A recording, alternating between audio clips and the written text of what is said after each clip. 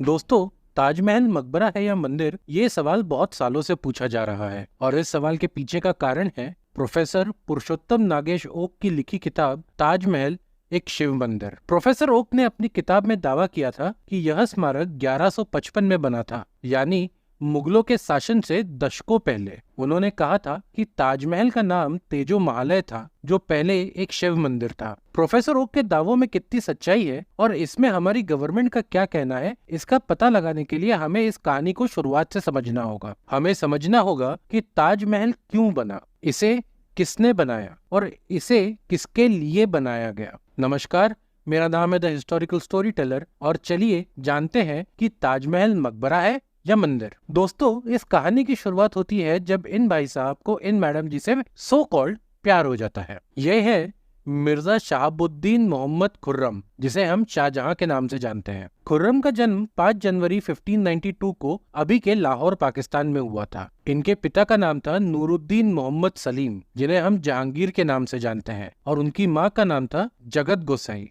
जो मेवाड़ की राजपूत राजकुमारी थीं। जब खुर्रम का जन्म हुआ तो अकबर ने उसे शुभ मानते हुए जोर देकर कहा कि राजकुमार को सलीम की बजाय वे अपने घर पर पालें, और इस तरह उनकी देखभाल रुकैया सुल्तान बेगम को सौंपी गई। रुकैया सुल्तान बेगम मतलब मुगल बादशाह अकबर की पहली पत्नी। मुगल बादशाह अकबर की मृत्यु के बाद खुर्रम फिर से अपनी माँ जगत गोसाई के पास आ गया। खुर्रम का लालन पालन बहुत प्यार से हो रहा था और इसी दौरान वह अपने पिता के बेहद करीब आ गया। खुर्रम के पिता जहांगीर चाहते थे कि उनके बाद उनका बेटा खुर्रम ही उनकी गद्दी पर बैठे, लेकिन खुर्रम की सौतेली माँ नूरजहां चाहती थी कि जहांगीर का सबसे छोटा बेटा और नूरजहां का दामाद शाहरियार मिर्जा जहांगीर के बाद मुगल सिंहासन पर बैठे। अब आप सोच रहे होंगे कि जहांगीर का सबसे छोटा बेटा नूरजहां का दामाद कैसे हुआ, तो मैं आपका छोटा सा कंफ्यूजन अभी क्लियर कर देता हूँ। दरअसल नूरजहां जहांगीर की 11वीं पत्नी थी और जहांगीर नूरजहां का दूसरा पति था। नूरजहां के पहले पति का नाम था शेर अफगान खान, जिसकी मृत्यु 1607 में हुई थी।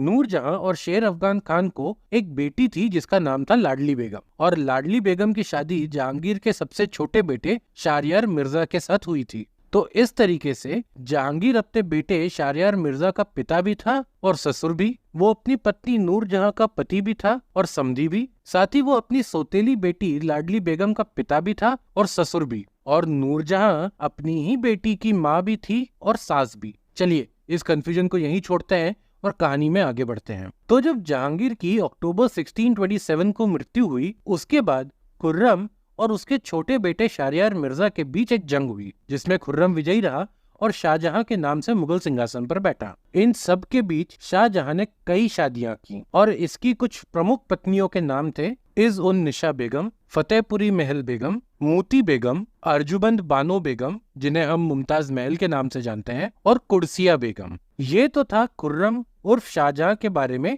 जिसने ताजमहल बनवाया। चलिए अब जानते हैं जिसके लिए ताजमहल बना, यानी अर्जुमंद बानो बेगम, जिन्हें हम मुमताज महल के नाम से भी जानते हैं। अर्जुमंद का जन्म 29 अक्टूबर 1593 को हुआ था। अर्जुमंद के पिता अबुल हसन असाफ खान थे, जो मुगल दरबार में एक ऊंचे पद पर थे, और उनकी माँ दीवानजी बेगम थी। और यहाँ पे एक इंटरेस्टिंग चीज ये है कि अर्जुमंद की बुआ थी नूरजहां, जो आगे चलकर इसकी सौतेली सास बनी। अर्जुमंद और खुर्रम की सगाई अप्रैल 1607 को हुई थी, जब वह 14 साल की थी और खुर्रम 15 साल का। लेकिन उनकी शादी सगाई के 5 साल बाद यानी 1612 में हुई थी, जहां पर अर्जुमंद को मुमताज महल के नाम से नवाजा गया। मुमताज महल और शाहजहां की शादी लगभग 27 साल चली, जिसके बाद 17 जून 1631 को मुमताज महल अपने 14वें बच्चे को जन्म देते हुए चल बसी। अपनी शादी के दौरान मुमताज महल ने कुल मिला के 14 बच्चों को जन्म दिया, जिनके नाम थे हुर उल निशा बेगम, जो 1613 में हुई, जहां आरा बेगम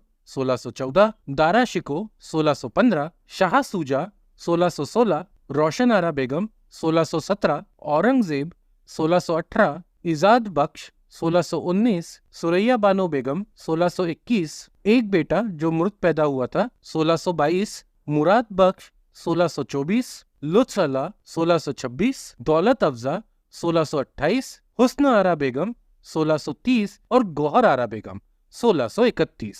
मुमताज महल की मृत्यु 17 जून 1631 को बुरहानपुर में अपनी बेटी गौहर आरा बेगम को जन्म देते वक्त हुई थी। इसके बाद उनके शरीर को अस्थायी रूप से बुरहानपुर में ताप्ती नदी के तट पर निर्मित जौनाबाद नामक बगीचे में दफनाया गया था और इसी के बाद शाहजहां ने ताजमहल बनवाने का काम शुरू किया। वैसे तो ताजमहल में मकबरे का निर्माण 1643 में पूरा हो गया था, लेकिन अगले 10 वर्षों तक उसकी बाहरी सजावट, भीतरी सजावट, बगीचे और बाहरी इमारतें वगैरह बनाने में लगे। कहते हैं कि ताजमहल बनाने के पीछे बहुत ज्यादा खर्चा हुआ था। अगर इसे आज की तारीख में बनाने जाएंगे तो ताजमहल को बनाने में लगभग 20,000 करोड़ रुपए लगेंगे। आगे बढ़ते हुए 1983 में ताजमहल को यूनेस्को विश्व धरोहर स्थल घोषित कर दिया गया था। चलिए, अभी ये तो समझ में आ गया कि ताजमहल किसने बनवाया, किसके लिए बनवाया और कब बनवाया। अब बात करते हैं इस पूरी कंट्रोवर्सी की, जहां ये कहा जा रहा है कि ताजमहल मकबरा नहीं बल्कि एक शिव मंदिर है जिसका नाम तेजोमहालय है। दरअसल प्रोफेसर ओक की किताब ताजमहल अ रियल स्टोरी को अपना बेस बनाकर अप्रैल 2015 में आगरा डिस्ट्रिक्ट कोर्ट में 6 लॉयर्स ने एक केस फाइल किया, जिसमें उन्होंने ये कहा कि ताजमहल भगवान शिव का मंदिर है और हिंदुओं को वहां पूजा करने का अधिकार मिलना चाहिए। जिसके ऊपर कोर्ट ने central government, union ministry of culture, home ministry और आर्कियोलॉजिकल सर्वे ऑफ इंडिया को नोटिस जारी करके उनसे उनका जवाब मांगा। जिसके ऊपर आर्कियोलॉजिकल सर्वे ऑफ इंडिया ने कहा कि ताजमहल एक मकबरा है, न कि एक मंदिर। इसके बाद यूनियन कल्चर मिनिस्ट्री ने नवंबर 2015 को लोकसभा में भी ये कहा है कि उनके पास ऐसा कोई सबूत नहीं है जिससे ये साबित हो सके कि ताजमहल एक मंदिर है। अब आपको ताजमहल को एक प्रेम का प्रतीक मानना है या सिर्फ एक खूबसूरत इमारत, ये फैसला आपका है। पर हाँ, हम आपसे ये जरूर कहेंगे कि अगर कभी आपको मौका मिले तो ताजमहल जरूर विजिट कीजिएगा। यदि आपको ये वीडियो पसंद आया हो तो इसे लाइक और चैनल को सब्सक्राइब करें। धन्यवाद।